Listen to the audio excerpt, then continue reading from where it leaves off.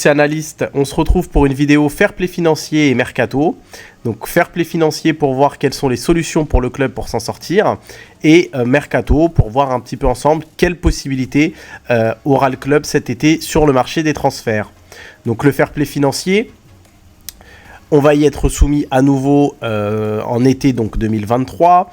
Donc le Fair Play financier, qu'est-ce que c'est? Le Fair Play financier, c'est un organe de contrôle mis en place par la Liga. La Liga a instauré donc une limite salariale qui représente environ 60-65% du chiffre d'affaires du club, donc annuel. Cette année, elle était de 656 millions d'euros pour un chiffre d'affaires d'un peu plus d'1 milliard. Donc l'année prochaine, avec la baisse du chiffre d'affaires et des revenus, cette limite salariale, elle va être d'environ 400-450 millions d'euros. Donc il va y avoir 200 millions d'euros de delta, d'écart donc entre la limite salariale et la masse salariale. Donc cette limite salariale, quand vous la dépassez, qu'est-ce qu'il se passe? Vous êtes soumis à des restrictions. Ces restrictions, l'année dernière, c'était, donc pour simplifier, l'année dernière c'était le 1 pour 4, c'est-à-dire qu'on pouvait réutiliser 25% des économies réalisées. Et cette année, c'est 40% des économies réalisées, donc économies de salaire. Donc dans la masse salariale, on retrouve deux éléments. On retrouve les amortissements. Alors on retrouve également les primes. On a les primes, etc.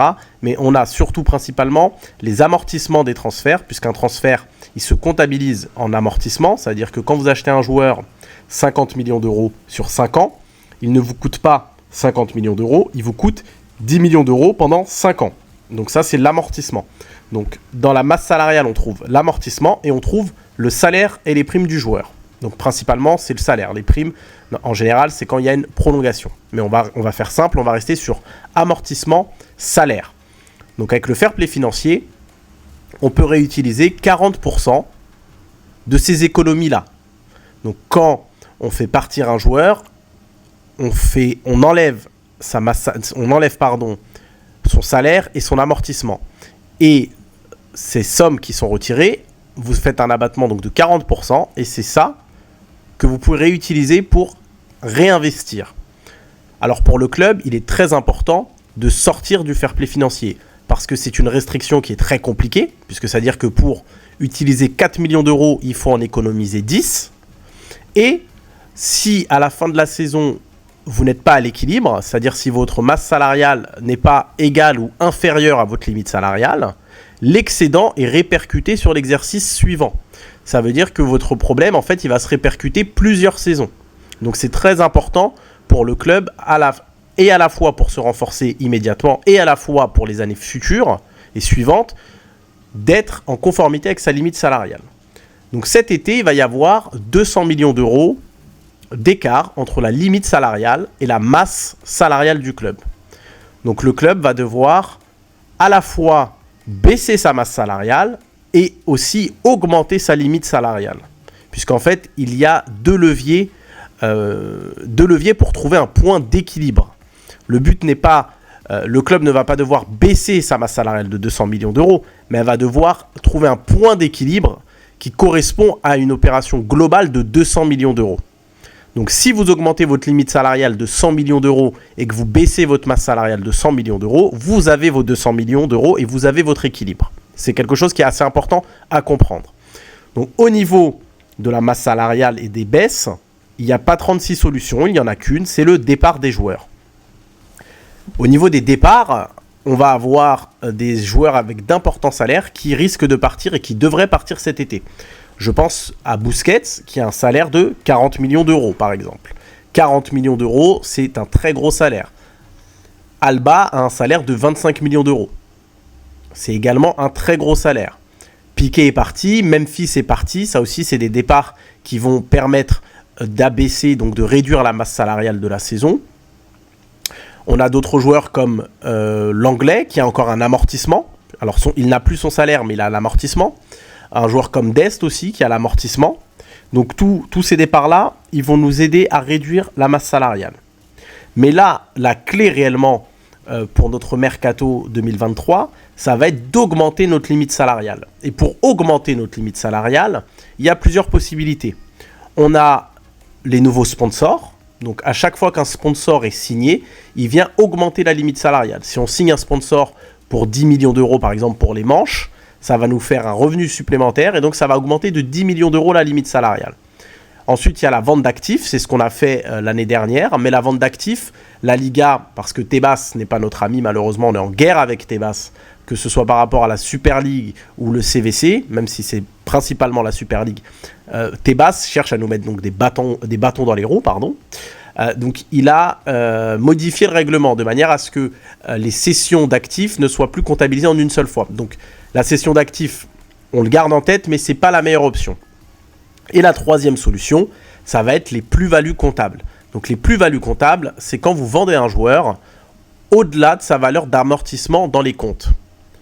Un joueur par exemple comme Ferran Torres, qu'on a acheté 55 millions d'euros sur 5 ans, il nous coûte tous les ans 11 millions d'euros. Ça fait 2 ans qu'il est là. Il lui reste donc 55 moins 11 moins 11, donc 2 ans, 33 millions d'euros. Donc Ferran Torres, il a 33 millions d'euros à amortir dans les comptes. C'est très important d'avoir en tête la notion d'amortissement restant, puisque c'est à partir de cette valeur-là qu'on calcule le bénéfice. Ferran Torres, il est évalué à 35 millions d'euros sur Transfermarkt. Voilà, j'ai voulu prendre une donnée objective. Donc si on le vend 35 millions d'euros, en réalité, on ne gagne que 2 millions d'euros, puisque la plus-value, ça va être 35 moins les 33 d'amortissement restant. Donc ça nous fera plus 2 millions d'euros sur la limite, mais à côté de cela, on va diminuer notre masse salariale de manière assez intéressante, puisqu'on va enlever les 11 millions d'euros de son amortissement, plus 10 millions d'euros environ de salaire. Donc l'opération totale, elle va être de 23 millions d'euros. Pareil pour un joueur comme Rafinha, c'est le même principe. Lui, il lui reste grosso modo 50 millions d'euros à amortir, donc il faut le vendre au minimum 50 millions d'euros. Si on le vend en dessous, on perd de l'argent. Et là où ça va être très intéressant, et c'est là où il va y avoir des choix qui malheureusement, moi, me font pas forcément plaisir, mais que je comprendrai, ça va être sur les joueurs qui n'ont pas d'amortissement. Et les joueurs qui n'ont pas d'amortissement, il y en a deux. Enfin, il y a deux types de joueurs sans amortissement. Il y a les joueurs qui sont déjà amortis, donc qui sont là depuis plus de 5 ans. Donc il y a plutôt trois catégories. Donc ceux qui sont là depuis plus de 5 ans, qui ne sont plus amortis, ceux qui ont été recrutés gratuitement, et ceux qui ont été formés au club. Et c'est sur ces deux derniers leviers qu'on a vraiment pas mal de possibilités.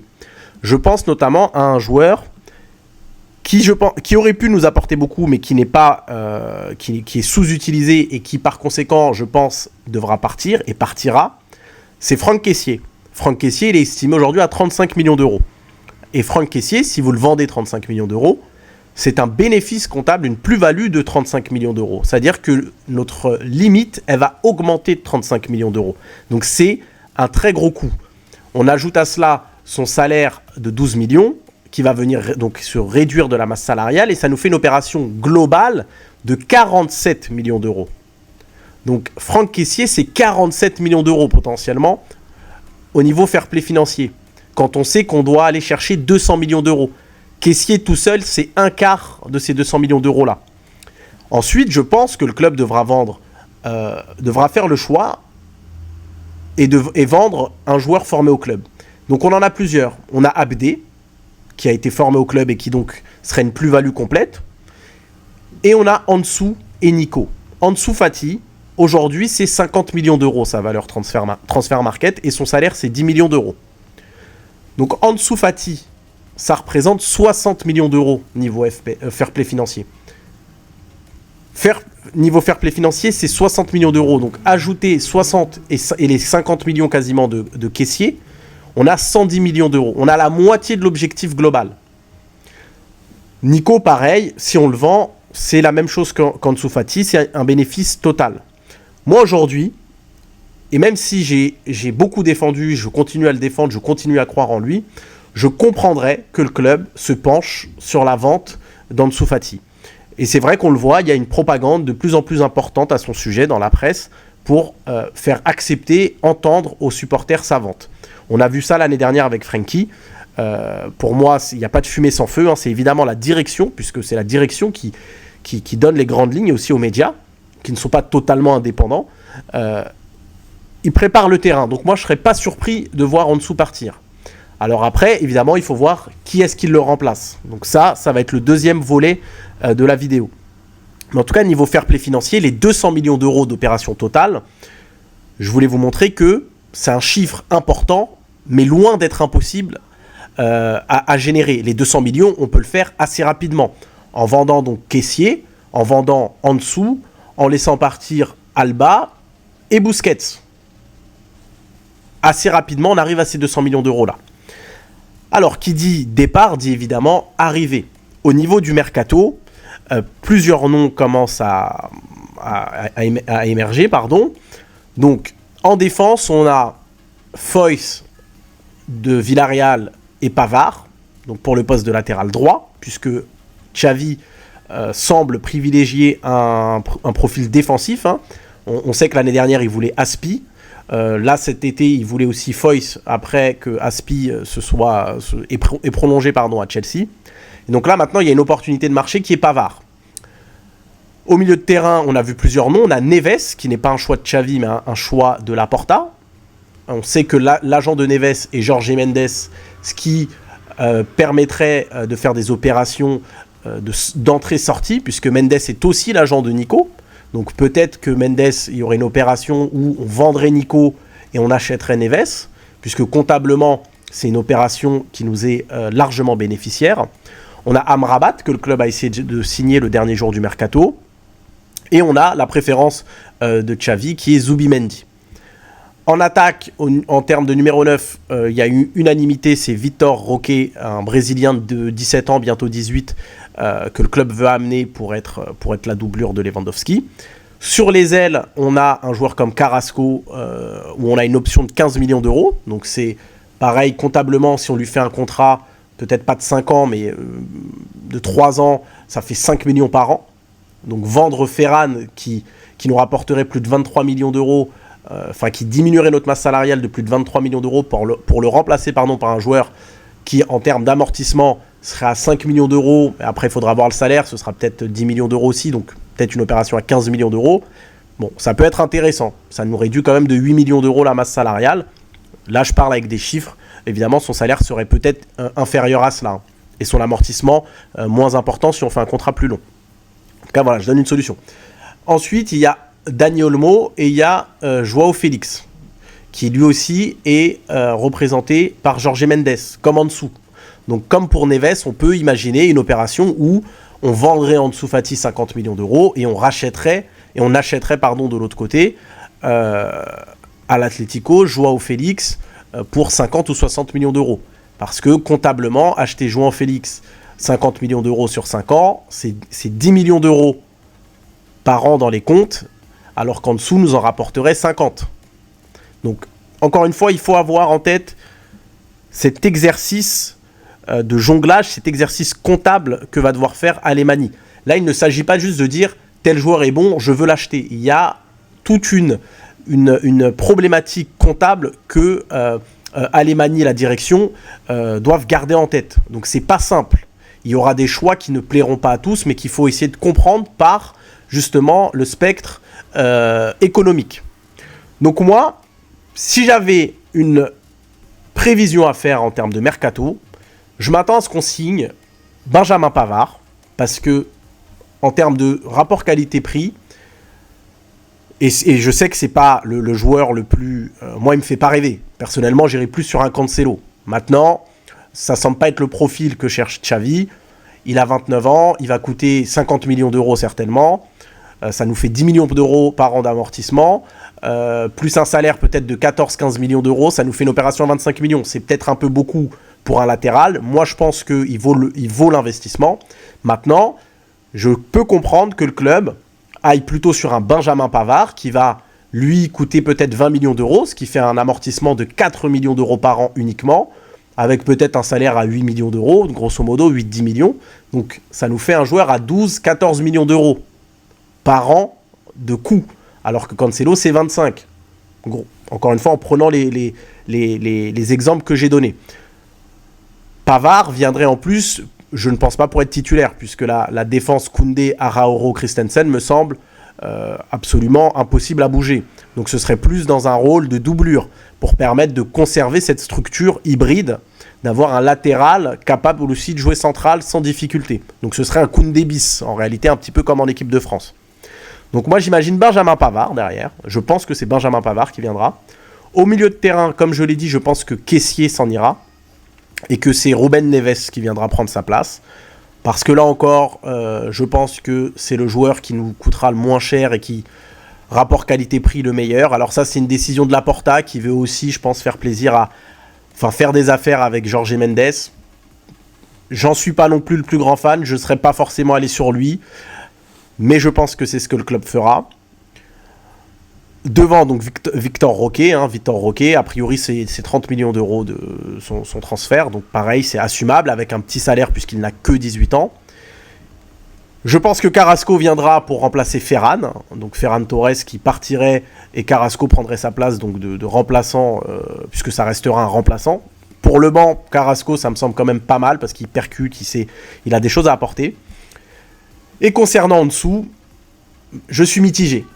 Comme je l'ai dit, je comprendrais sa vente, mais pour moi, il faudrait que son remplaçant soit un joueur d'excellent niveau.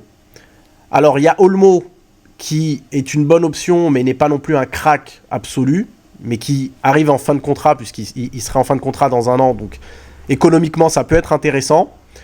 Maintenant, je comprendrais Olmo si l'année suivante, en 2024, on allait chercher un crack. En 2024, il va y avoir un joueur comme Rashford qui sera en fin de contrat s'il ne prolonge pas son contrat. Il va y avoir un joueur comme Mbappé, même s'il rêve du Real Madrid, que le Real Madrid rêve de lui. Avec Mbappé, tout est possible. Donc si on a un plan derrière, je comprendrais que de manière transitoire, on prenne un Dani Olmo. Sinon, pour moi, le meilleur remplaçant d'en dessous, et surtout dans l'animation de Xavi, où on a un faux ailier gauche, c'est Joao Félix. Pour moi, ce serait très intéressant. Et en plus, Joao Félix, c'est le même agent. Donc ça permettrait de faciliter encore une fois l'opération en faisant une entrée-sortie. Donc vous dites-moi dans les commentaires ce que vous pensez de ce mercato-là. Donc je résume, ce serait Benjamin Pavard en défense, ce serait Ruben Neves au milieu, Carrasco et Joao Félix pour les ailes, et Victor Roque en attaque. Ça, ce seraient les entrées. Au niveau des sorties, il y aura évidemment les joueurs qui sont de retour de prêt. Je pense à Clément Langlais, qui devrait venir et repartir. Moi, je conserverai Dest, parce qu'au niveau du fair play financier, contrairement à Sergi Roberto, parce que ce qu'il faut savoir, je ne l'ai pas précisé, mais un joueur qui est en fin de contrat comme Busquets ou Sergi Roberto, quand vous le prolongez, il faut à nouveau générer du fair play financier. Un joueur qui revient de prêt, vous n'avez pas besoin de générer du fair play financier pour l'inscrire. Donc moi, je conserverai Dest et je laisserai partir Sergi Roberto, de manière à avoir un profil plus offensif que Koundé et Pavard. Au milieu de terrain, comme je l'ai expliqué, Kessié partirait. Moi, j'aurais aimé qu'il reste, mais malheureusement, il n'a pas été assez utilisé, je pense, cette année, et le bénéfice comptable est trop important. Donc Kessié partirait, Busquets partirait également, et Neves, donc dans une opération avec Jorge Mendes, et Nico, donc dans un retour de prêt à Valence, donc seraient les arrivées. Et en attaque, ce serait Ferran Torres et Ansu Fati. Alors pour Rafinha, je n'ai pas évoqué son cas. Rafinha, il faudra voir les opportunités de marché. Il faudra voir qu'est-ce que nous propose le marché. Parce que c'est vrai que Rafinha, il coûte quand même pas mal d'argent à l'année. Il coûte plus de 20 millions d'euros entre son amortissement, son salaire.